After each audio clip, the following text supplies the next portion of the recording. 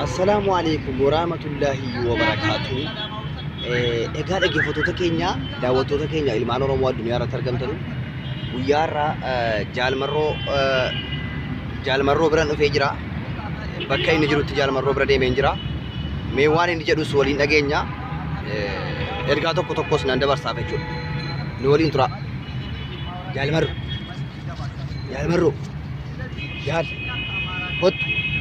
Kottu bayi mee baddaa keessa kottu bayi. Waan sirriitti walii dubbannu mari'annu qabna kottu bayi. Kottu meerree si jirti. Jaalmarroo. Eessa litte kottu bayi mee. Ati dhokatin yeroo dhokatan miti waan ta'eedhaaf. Kottu bayi. Jibbaa kee hin qabnu. Ati Oromoodha. Oromoodhaaf dhiide. Oromoodhaaf iyyuu baddaa keessa ciisaa harta. Jaalmarroo. Kottu bayi hin jedhe. Kottu bayi eessa jirti? Jaalmarroo. Kottu nuti jibbaa kee hin qabnu.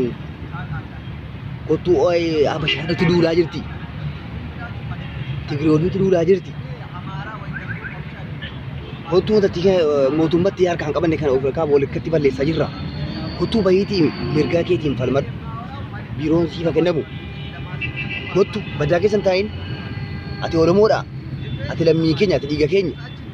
Jibbaa kee qabaachuu osoo hin taane atis wareegamteetta. Oromoodhaaf jettee. Gaa garuu kottu bayi. Gaa ammaa feera. Amma yeroo tokkummaati. Jaalmarroo.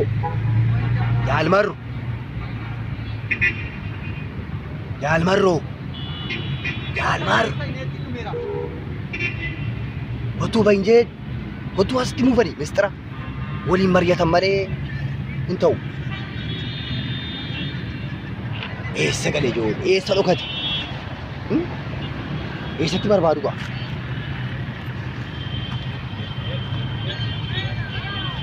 Kottu ka deemnee itti guuttannaa boo.